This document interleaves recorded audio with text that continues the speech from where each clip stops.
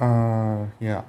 So the war had begun, and LaFleur's and the Jazz are battling out as the Floors begin to gain ground on the the western front of the planet, right, the western south part of the planet, and north of them was the Electricon territory, and the Electricons were steadily but surely getting past the Builderon to finally reach the Telecon, right?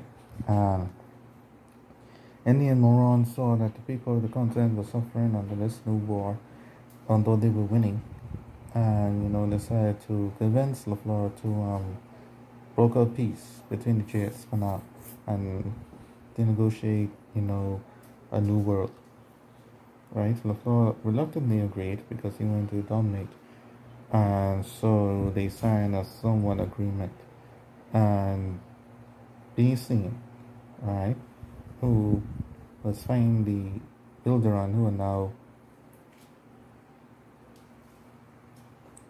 and after defeating the Wintertons, and two Builderon left, and was on the verge of destroying the Camelot. They got word that the Floors had joined the JS and brokered peace. This infuriated the Asean, as they thought they were their allies, but they continued on fighting because it was too late to do anything now. During the time of peace, Sir Lean and Andrew had a son named Andrew, again the Floor Jr., or the second. Sir Lean went in the middle of the ground area of the field between the border between the Androsican side and the JS side, and a house camping out to the south. The MetLife, the MetLife clan of the insurance, led by Matt Melto, um, wanted to gain some power for himself and had no significant victories, so he wanted to take some land for himself. Piece by piece, without the Floors knowing, he saw a small shack and thought no one was living there, so he invaded. The shack was in his way. However, he did not account that shack being the wife of the very lord and king who his lord just made a peace agreement with. And so, during the blaze, certainly fought off the enemy. They did not really realizing it was her until it was too late, until the building started to collapse around her, and she perished and died. The Malta, the MetLife, and the Met Malta, realizing their horrible mistake, retreated out of the scene before they could be noticed. Over hillside, a farmer, who was sympathetic to the Androsican cause, saw all that happened and went to investigate. And seeing and knowing, after not seeing a body, knowing that Zerlene was there, rushed to tell the officials the terrible news. Stricken by grief, Moron, who was the elder and a chief advisor of Andrew, saw that his peace agreement meant the death of his lord's wife. Stricken by grief, the Lord came on his throne, on the ground, wailing and weeping. His son put his arms around his father and embraced, and told him, "We need to avenge our mother." And then the floor said, "Yes, we need vengeance, and we shall have it." Moron felt deeply guilty for what he had done and said not a word. Creighton and the other generals agreed that the fight to destroy the JS was on, and so, a few months later, they rallied their massive army and advanced straight to the JS's position. They vowed never to stop till they reached JS's castle and wiped the JS name from the face of the earth. And so, hearing this news, the Electricons saw that the war had continued, and so they went to make the finishing blow to Gamelon, and so they only left for the Telecon. The two most powerful building powers were about to settle things very soon. Back to the south, in the Battle of Jedi, the MetLife, led by Moto and his forces, were the vanguard against LaFleur's massive invasion of the insurance to the east. Seeing that they were the main culprits of his wife's death. Andrew and his son led the front lines. Andrew with his blue wand sword, a powerful sword whose defense cannot be broken, and his son with katana, and his son who also had a powerful weapon known as the katana. I mean not katana, a try, like it's a rod that breaks apart in three, like a rod that comes together and then breaks apart in three with chains, and you beat people up like that, and you had that, wherever that is. And they were in the front lines with all the other generals, and who and Devil on the floor, and all the rest of them.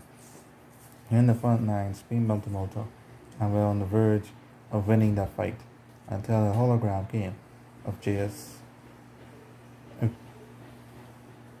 John, the son of J.S.J. III, came in a hologram message and told him that he scolded the floors for acting in an army of rage and did not realize the power of anger was so great. That he said, however, the days are numbered. But this is the dry season, and this place will match where one lit of a flame will burst and be engulfed. At this time, the floors had taken most of the land, and the armies were spread thin because they were taking bases after base. Realizing what he was about to do, the floor ordered a quick retreat, but it was too late. The flowers engulfed, and the men were trapped in flames. The two LaFleurs had to race to save their men, while their cousin, Devlin, was trying to save them. Despite this great disaster all around them, the Flores managed to pull through and defeat the Malta, and entered Malta and his MetLife clan, thus destroying them. After some time, they took some time to recover, and then they marched on to J.S. Castle for the final showdown. Back up north, Beasine and his cousin Biasine were advancing and cutting down the golden and silver forces of the Batalla Khan. Fell after defeating their king. Batalla Khan king is their son Cardin retreated through a portal. The Electricons followed him and formed a strange dark world within it. They did not know what to expect from this dark world. What the hell was it?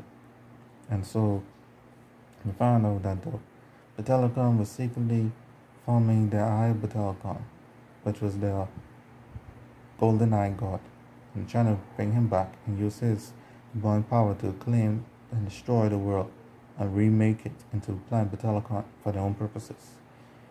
And so they had to defeat this great with Eye Battalion with Basine's long lightning rod, which could extend miles in the sky, right? And so after they managed to defeat this powerful demon and save the world, basically, and they had earned the right to call themselves rulers. But Basine and Biasine did not want to rule the world, for they were not took this course of action out to the floors, and seeing that the floor was a kind, gentle soul who wanted nothing more than peace, he decided to keep this excursion a secret and head back out of that dimension and head back to their planet and just rose their flag above the castle of Batalka and in the wars up north. Encouraged by their allies' victory, the Floors move out to the final death blow of the insurance. The Guardians surrendered, being smart and survivalistic, and the JS were ultimately defeated, and thus the chaos ended, and peace was restored to the land. Andrew LaFleur then began to rule alongside his Lycian allies. And over the course of time, their families integrated and married. His son married a woman who was a utopian named Neo, and she was greatly impressed with LaFleur's might, and they had a child and then it was Andrew Nagin LaFleur the third, who was big and strong and muscular, and a daughter named Andrea, who married the son of Lady Guardian, who was a strategist. And then Devlin and his side of the family married into the scene, and all kinds of marriage was going on. And so in this generation, when a new weapon was found, named the Emblem, the multi-emblem, which only the floors could have wield because it was a powerful weapon with multiple barriers, very multiple tombs and special abilities, wormholes, lasers, and it was a very powerful weapon. And LaFleur second was teaching Junior the third how to use it while LaFleur was going on decided to retire and Joseph. During this time, a barbaric king named KGMB, KG Magantes B, was conquering the Malone universe. And he was conquering the Sumatran galaxies, the Pinecone galaxies, and other galaxies until all had succumbed to him after a long and hard fight. He declared his dominion of the entire universe. However,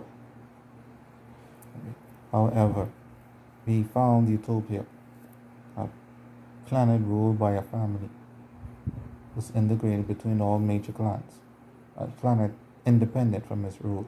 He could not have that, and so he sent out spies like Andrew LeBurn, who was an expert at fire, at his fire rod.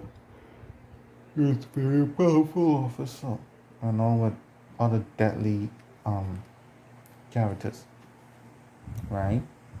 And KGB strategist Tesha was also there, seeking the planet, but his plan was very powerful and interesting, right? But anyway,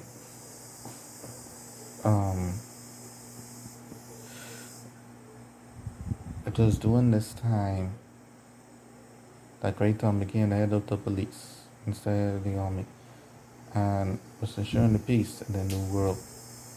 However, he would discover that this Angela Byrne was not from their world, but from an outside world. So he went to confront him and his police force. Angela Byrne was chased down up to a mountain, where Grayton used his strength to try to fight this new enemy. But this new enemy would become too much, and Grayton was murdered.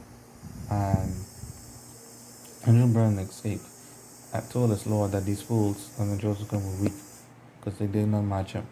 And so news broke of that Grayton's death, and then a new threat had come to their world.